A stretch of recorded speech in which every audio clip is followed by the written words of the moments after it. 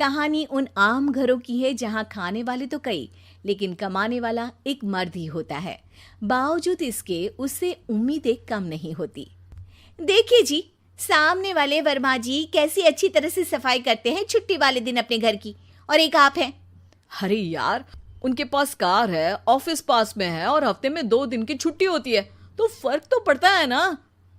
मेरी तो शादी ही गलत हो गई। अरे कोई मस्त लड़का मिलता, कमाता भी, घुमाता भी, घर के कामों में भी मदद करता, लेकिन नहीं जी, हमारे वाले को तो कमाने से फुर्सत ही नहीं, और कमाई भी ऐसी कि कोई जरूरत पूरी ही नहीं हो रही है। सुनील बेचारा शीना को देखकर सोचता है कि शीना सही कह रही है। देखने में सुंदर है, घर का सारा काम कर लेती है, उसे तो कोई भी अच्छा लड़का मिल सकता था। क्या सोच रहे हैं? भागने का इरादा तो नहीं है? अरे नहीं मेरी प्यारी बीवी, मैं तो नहीं, पर डर है कि तुम नहीं कहीं भाग जाओ मुझे छोड़कर। शीला सुनील के मुंह से प्यार भरी बात सुनकर मुस्कुराती है।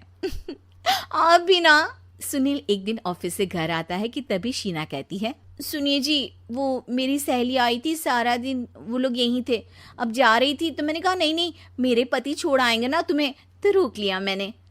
सुनील थोड़ी देर कुछ सोचता है, फिर कहता है, ठीक है, मैं कपड़े चेंज करके आता हूँ। अरे तेरे पति को तो लग रहा है कि अच्छा नहीं लगा।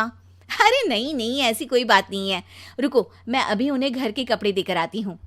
शीना अंदर जाती है जहां सुनील पलंग पर लेटा होता है। अरे क्या मजाक है, वो कह रही है कि आपने मुंह बना लिया। सही तो कह रही है, सुबह से अब ऑफिस से लौटा हूँ, एक कप चाय का तो पूछा नहीं, 20 किलोमीटर जाओ और आओ, और फिर कल उसी टाइम पर ऑफिस। अरे यार, मुझे गाड़ी चलानी आती ना तो बोलती भी नहीं आपको, और कौन सा रिक्शा खींच कर जाना है आपको। सुनील अब क्या बोलता। रात देर से आता है और सो जाता है। अगले दिन शरीर दर्द हो रहा है। अरे तो मत जाओ ना ऑफिस, चलते हैं ना मार्केट घूमने, फिर पिक्चर देखेंगे और रात में खाना खाकर घर वापस। सुनील जब सारे दिन की थकान वाला शेड्यूल सुनता है तो वो सीधे सीधे ऑफिस के लिए तैयार हो जाता है। अब आए दिन शीना की डिमांड बढ़ती ही चली जाती है और सुनील उसको पूरा भी करता। लेकिन एक दिन, ए जी मेरा भाई आ रहा है, उसे 2 लाख रुपए की जरूरत है। हाँ तो मैं क्या करूँ शीना, मेरे पास इतने रुपए नहीं है। हाँ हाँ पता है नहीं है, लेकिन किसी से लेकर तो दे सकते हो ना। अरे मैं किससे मांगू, मेरे तो जानने में भी कोई नहीं है जिसके पास इतनी बड़ी रकम हो। तभी वहां शीना का भाई शीनू आ जाता है। जीजा जी कैसे हैं आप? अब मैं ठीक हूँ शीनू, अचानक इतनी बड़ी रकम की जरूरत कैसे पड़ गई? अरे जीजा जी, वो बिजनेस शुरू किया ना, तो उसके लिए पैसे की ज़रूरत है। काफ़ी हो चुका है, थोड़ा पैसा बचता है तो मैंने सोचा आपसे ले लूं। अब देखो, मेरे ऑफिस में कुछ लोग हैं जिनकी सेविंग अच्छी है, मैं उन लोगों से बात करके देखता हूँ। सुनील ऑफिस से किसी से पैसे लेकर शीना को दे देता है। शीना वो पैसा भाई को दे देती है। 2 महीने बाद, अरे यार शीना, वो ऑफिस वाला आदमी अपने पैसे मांग रहा है, कैसे दूं? अपने भाई से बोलो ना पैसे दे दे। अरे हाँ हाँ दे देगा, कहाँ भागा जा रहा है, आप उनको बोल दो कि दे देंगे।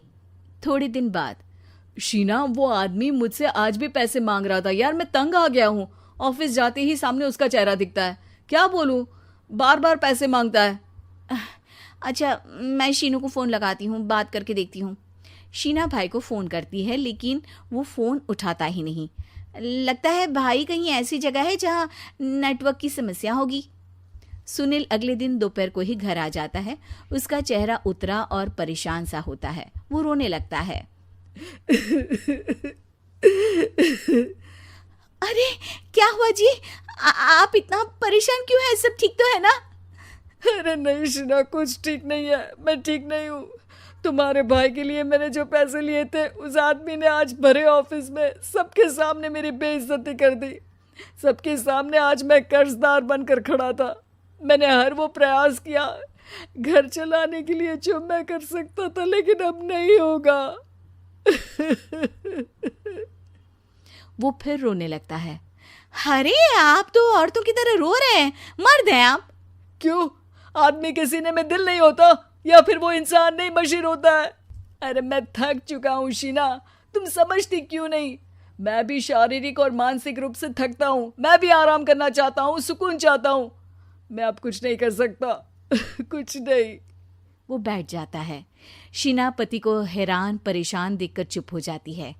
अगले दिन, सुनिए, ये लीजिए 2 लाख रुपये, उस आदमी को दे दीजिए और बोल दीजिए कि आज के बाद किसी को पैसे के लिए बेइज्जत ना करे।